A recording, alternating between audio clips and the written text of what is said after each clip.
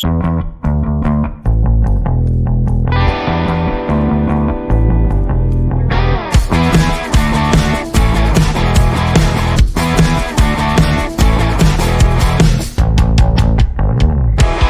everyone, welcome back to PavsPod. Phil, looking very festive, mate. Your jumper lights up. Do you want to show the fans?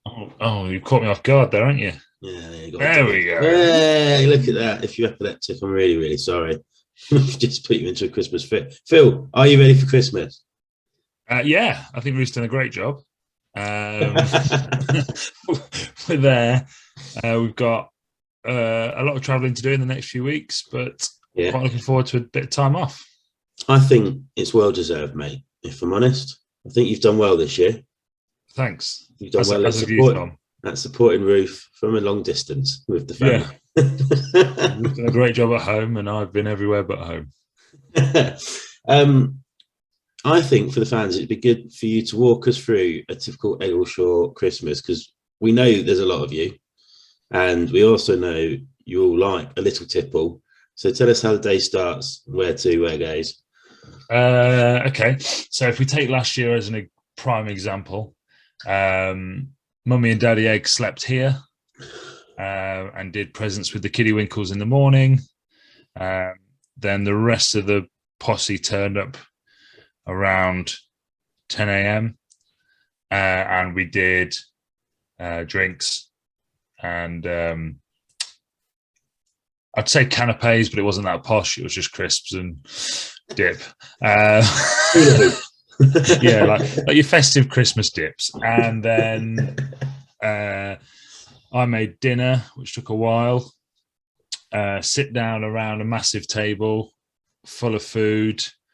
The kids get up and down off the table for about 3 hours while the adults sit there and eat and drink.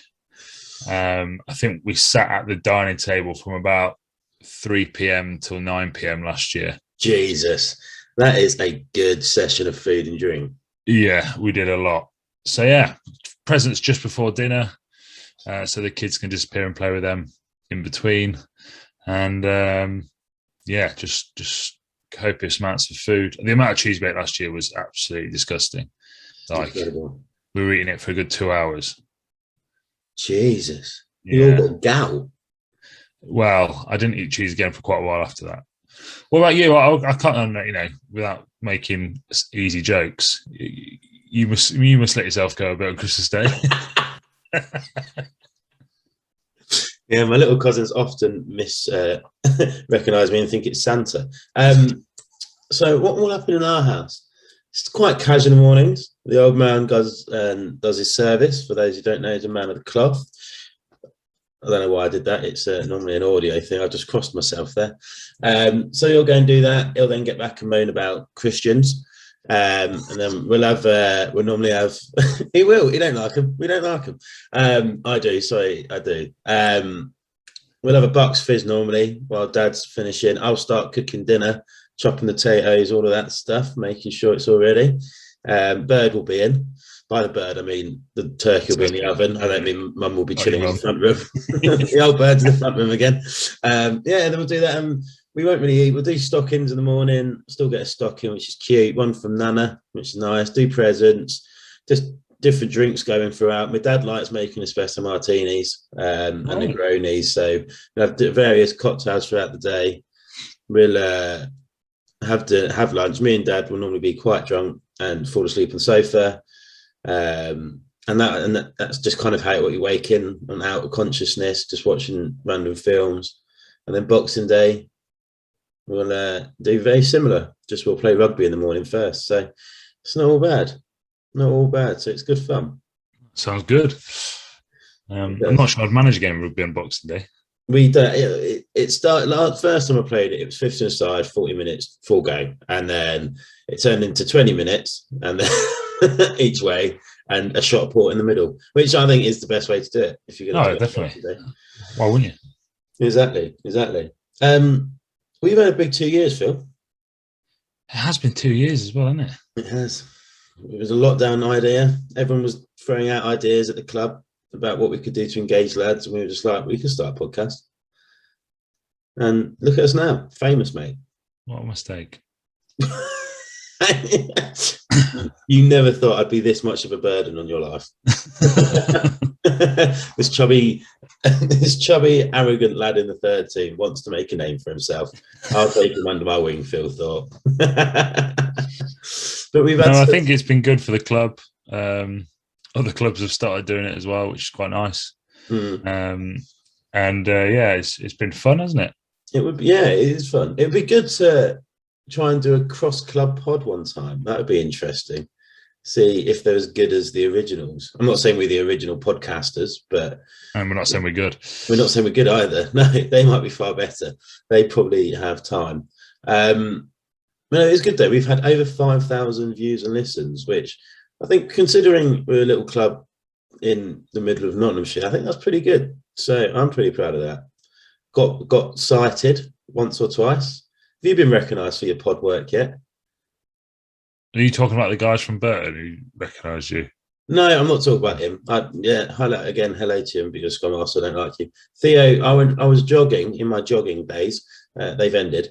So Theo got a text saying, I think I've just seen the goat jogging. Is it him that does the podcast? Theo was like, yeah. And he texted me straight away again, you've been cited. So look at that. Recognised. Genuine local celebrity now. There's Lad Baby, me, and then Brian Clough.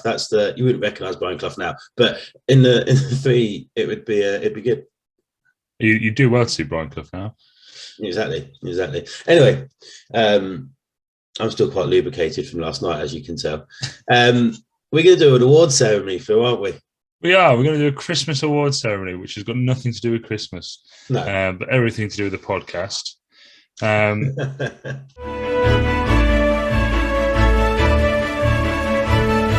PavsPod Awards. So the first two awards, well, do you want to introduce the first one, Tom? Most engaged listener. Most engaged listener. Now, there wasn't many people. George Billing would be in the fray. He would be. He loves it. He just wants to be part of it, doesn't he? Yeah, it's sickening. So yeah, there's George, but we've decided to give it to Ollie Handsome. And why are we giving it to Ollie Handsome? Because every week, if we ask you questions or submit some, and I've done a rough tally up. I say rough, I haven't, but I'd estimate about out of 150 questions, 17 have been broadcastable. The rest are just completely inappropriate for any form of media. But he loves it. He doesn't like me very much, but he loves the pod. He loves getting involved. I'd say he's got too much time in his hands. I mean, look at the 9 questions for Planty. Well, he complains to me regularly that he's too busy, but he's got a lot of time in his hands now. He's got a boo-boo. He's now got a boo-boo. How's he got his boo-boo? So he messaged me this morning again. He's unable to play this weekend due to not realising he was 2 rungs up the ladder rather than 1, and stepping off the ladder 1 rung too early and jarring his back, which is quite impressive, really. And he said yesterday it's the most emasculated he's ever felt. It is the most emasculated he's ever felt. Yeah. I think that's karma for all the shit he's given me over the years. But well done, Ollie. Well done, Ollie. You'll get absolutely nothing out of us for it. Well done. The next award is a little bit difficult to read. Well done for not falling asleep or wetting yourself, old boy. Award goes to Bob Radcliffe. Over in Wales, listens to nearly every podcast. Also shares every post. Doing really well to, at his age, stay awake and enjoy the podcast. And it was quite late, and I think he was drinking some relatively strong spirits at the time of recording as well. He was. He told us off and also bigged me up, which was me. He told you off for take a piss out of John T, didn't he? Yeah. And then spoke about how I was the future, which Future's bleak, people. Yeah, Future is fucking bleak. Obviously, honourable mention for that one is Planty. Old man, He's Planty. the only other old man we've had on the podcast. Yeah, he is. Probably the oldest, but we'll go with Bob. We like Bob. Bob's a good guy. Now, I'm not saying them awards don't matter. None of these awards matter. But we've gone for the booziest podcast. There's a lot of contenders for the booziest podcast. There are. So for Theo's podcast, you were absolutely hammered. I tried to postpone it. I was so drunk. Yeah, you did. For Josh Peck's podcast, Josh Peck was very hammered, and as was I, because I had been to the pub for a few hours before. So yeah, both of us were quite drunk. But I completely forgot Pecky did some interpretive dance. Yeah, he did do interpretive dance at the end. Yeah. And then Sharon fell off or whatever it's called. And then, but we decided that the booziest podcast was Jonty Greens. Jonty Greens, where we decided that wine and cheese was a good option. Which was, or was it port? It was port and cheese, wasn't it? Port and cheese. Port and cheese. I've still got the port that I completed that night. It's sat next to me here, look. Was it empties? It is empty. It's a very posh bottle of port, so I've kept it. Oh, put some fairy lights in that and sell that for a lot of money. Yeah. No, do you know what though? We had good samples of cheese. I remember the next morning, my Innes Noah drank a bottle of port. Mine is you had eaten about 3 slabs of cheese. Yeah, I know. And that was just a warm up. I thought it was dairy intolerant. Oh no, it's bad. I was going to say like a cow, but they don't eat cheese.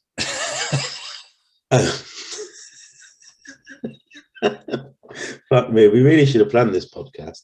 But well done, Jonty, booziest podcast. I don't know if that surprised you. He's proud of, but I it's think the only time that John should be awarded for anything to do with booze. Yeah, normally people have to drink to put up with him. What are we doing now? Best strangers. We could do best stranger. I don't know what order we're getting. We'll go best stranger anyway. We had a few strangers on. We had quite a lot of strangers on. Yeah, technically not strangers, but they're not currently at Pavs, so that's why they're a stranger. So we had King's Cross Steelers. We've had Hannah Walker-Smart, who's now a stranger. Sam Hobbs, Ollie Barkley, Ben Hunter. Or Kathy Burke. It depends if... I still think he looks like a young Kathy Burke. He does. Eric Cramner. Oh, Ezra's in. Yeah, we've had plenty on. But the award goes to... He's already had one award. Bob Ratcliffe. Bob Ratcliffe. He's now a stranger because we never see him anymore. Stand up, Bob. Sorely missed on a Saturday afternoon. Yeah, it is missed, actually. Dougie's doing his best, and we're all doing open the box, and we're taking it in turns to present. But no one does it like Bob. No one does it like Bob. Some people have tried and miserably failed, but we'll keep it going on. It's almost like we do it as a tribute, but he's not dead, which is good. It's good that he's not dead. Well done, Bob. All right, let's go on to the big stories. We're doing the best tour story. Best tour story. There's a few that we couldn't mention. We would have loved to have put Ollie Barkley's in there, but we shouldn't do that for potential legal action. Yeah, inclusive. Yeah. The Biarritz. We had 2 of the lads from the Biarritz tour. The fireworks in the posh hotel. Ideal. But the winner is. The winner is, we think, Ollie Collingham. For his tour to Amsterdam with Mr. Mark Britton. Yeah, the naughty Mark Britton. Where naughty Mark Britton took the boys somewhere that they probably shouldn't have been at that age. Naughty, nookie. Yes, correct. I'm quite proud I managed to get that out. Well done. Took you 2 attempts. So then follow that up with best night out. So the best night out story, again, there's been a few. There's been a few. There's been a few, and there's been some big few as well. Like there's the one I do quite like, the one that we talked about with Ben Hunter about you dressing up, having to smuggle bags of flour into bars. I like that one. There's some good. They've all gone out my brain now, but there are some other good ones. There's a few. The Lewington had a good one. I believe Nathan had quite a good one as well. But the winner we've given it to is the Eggman. The Eggman, Ben Allen, for his nights out where his friends got run over, and then he got punched at a farmer's thing as well. So 2 good nights out, one uni, one farmer. I forgot he got punched, actually. Yeah, well, that's what happens when you're rude to a farmer's sister, apparently. Yeah. Doesn't shock me, though. He's a bit of a prick. He's not actually. He's a really nice guy. He's too nice for anything. Yeah, too nice. So that was Ben Allen. Well done, Ben Allen. Where are we going to now? Where are we? Really Want to Drink With You award. Oh, yeah. Not one that Jonty's got any kind of contention with. No. There's actually quite a few of our lads that we didn't want on the podcast, let alone a drink with. For me, this was quite easy. Actually, it wasn't quite easy. It wasn't quite easy. There's a few of our guests that we promised we'll go and meet for a beer, but naughty COVID got in the way. I don't know why everything's naughty today, but naughty COVID got in the way, and it means we've not been able to meet up with people. But I think we're going straight in with it. Yeah. I think our Scottish friend Stu Corsar. Definitely. There was a big talk about espresso martinis. Stu often comes down to South Yorkshire, so it's not too far to come a little bit further, and hopefully he'll get down for a game. And, we won't be able to get espresso martinis from the club, but we'll have to go somewhere else to find one. Oh, we can Santini's. Oh, we could Santini, can we? We could do lots. We could do lots. Or we can just pre-mix a load of espresso martini and drink it in the changing room after a game. Just drop a few beans in it. Yeah, just a few. But yeah, so Stu, we will come and find you. There's others we will also come and find, like the King's Cross Steelers boys will come down for a beer. Ollie Barkley's not replied. If I'm honest, I don't think he wants to meet me for a beer. Don't blame him. No, neither do I. I'm a bit keen. Well, it's the 2 biggest awards now, isn't it? It is. It's the one they're all waiting for. Right. So the first one is Phil and Goat's favourite podcast. Philly Bang Bang and Goat's favourite podcast, Phil. There's a lot of people that could have got this one. Yeah, we went through it quite a lot. I've enjoyed the majority of them. It'd be harsh to say I've not enjoyed anyone's podcast. But this one was an early one, a unique one, and also very enjoyable due to a previous award. But we went with Jonty Green's podcast. So my favourite thing about it was that I was actually hammered by the end of it, and Jonty was quite engaging. He was. And we were going to have an award called Biggest Nose of the Pod, but he was, and it would have been Jonty, but he is so nosy about anything you talk to him about. Anything he's got an interest in, he knows too much about it, and he's happy to talk about it. So, well done, Jonty. You've actually won something meaningful. And what I'll do, Jonty, I will sign a bottle of Lambrini and give it to you next time I see you as a prize, and we'll get that on the socials. I think that's fair. Yeah, because that's what Jonty needs, a bottle of Lambrini. I think it suits him. Yeah. Yeah. Straw, pedo, straw, pedo, straw, pedo, straw, pedo, straw, pedo. I'd love to see Jonty Straw pedo a Lambrini. You'd be there a while. We will. I'd rather give it to Tash or Sam to do. It'd be a lot quicker. Now, this is where we felt like our fans have supported us. We needed to reach out to them to ask exactly who we should have as their favourite podcast. This person is also going to get a signed bottle of Lambrini, because I think they will appreciate this as well. There was a few. Big Mole got a mention by Rowan, his partner, but he got a mention. He got a vote. Might as well get voted for by your mum. But fans' favourite podcast, Phil, who is it? It is Mr. James Stokes. Stokesy. Stokesy, little naked butler Stokesy. Now, my favourite thing about this is obviously Stokesy is not Pavey's lad. He is a friend of Jim Reeson, and Jim Reeson's friends are more popular than Jim Reeson at Jim Reeson's Rugby Club, which is probably the best thing about that. I've not even thought about it, to be fair, like that.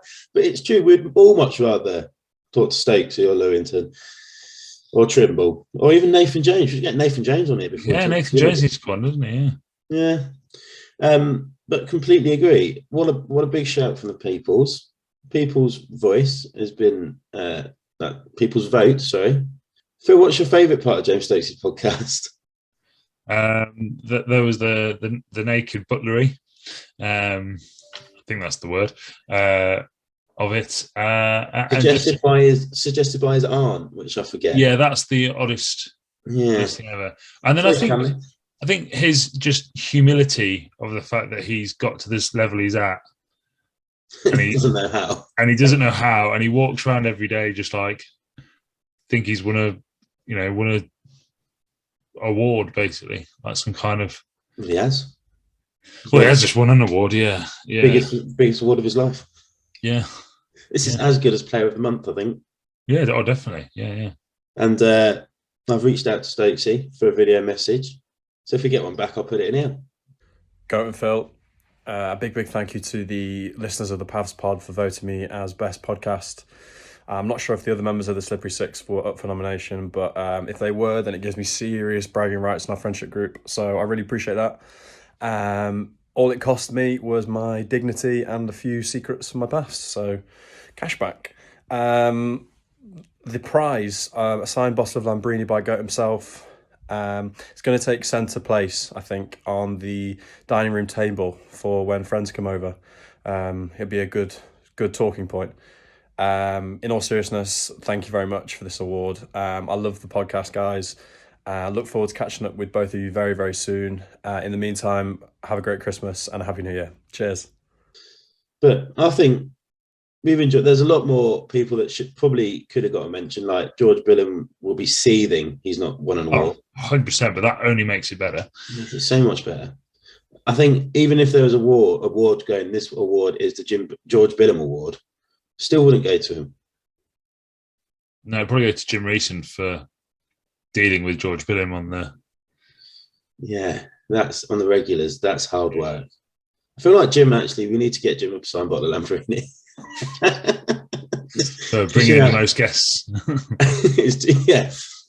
He was our first and only at the minute live crowd member, Jim. He was, yeah. That's right. He thought Alex would want him to hold his hand. The Slippery Six. What a group of guys. Phil, before I let you go back and enjoy your festivities of a Friday working day, what's going on with the club over Christmas? So training doesn't recommence until the 28th of December, and then we'll just roll through from there. Big game on Saturday for the first at Dudley, 2's away at Matlock. Yeah. What a great fixture that is. And the Academy, where are the Academy? They're at home to Mansfield. To Mansfield. Big game for them. Big game for them. They could do with a bit of a bounce back after the last time they played them. So, yeah, it's all go on the 18th of December. Then we all get a nice 10 days off before we reconvene. And you are going to bury us into the ground, I imagine, come the 28th of December, because everyone's going to have got even fatter than they are. Yeah, there will be a requirement for some fitness, I would have thought. Are we bringing the scales back out? We'll do that in a Josh Peck style of interpretive dance, I think. Fucking please. Straight in, get the speaker out, put on some Mozart, and just... We all want to see Kieran pretend he's a tree in the middle of the field. But that'd be good. That'd be good, and it'd be good to see some new people in the new year, and also people we've not seen. So I think a good New Year's resolution for people is get back to the rugby club and play some rugby. Agreed. Because there is a lot of teams out there struggling. Even if you don't play for Pavs and you've never played for Pavs, you can, or you go back to your own local rugby club, because without players, teams are struggling for cash monies. So I think it's a good idea to get back to the club. Agreed. Well said, Tom. Thank you. There are my wise words. Phil, you must have some end of year Christmas wise words. A dog is for life and not just for Christmas. A dog is for life and not just for Christmas. Have you asked for a dog this Christmas? No, I've got enough issues. I've got enough animals to That's look called after. Your wife and 2 daughters. You can't call them issues. Yeah. I mean, they do prefer me at the minute, which is absolutely fair. So, Phil, have a lovely Christmas. Good tidings to you and yours. Don't know what good tidings means, but enjoy it. Yeah, you too. Don't eat too much. I won't. I will come back thinner than I left. Promise. Promises. Bye.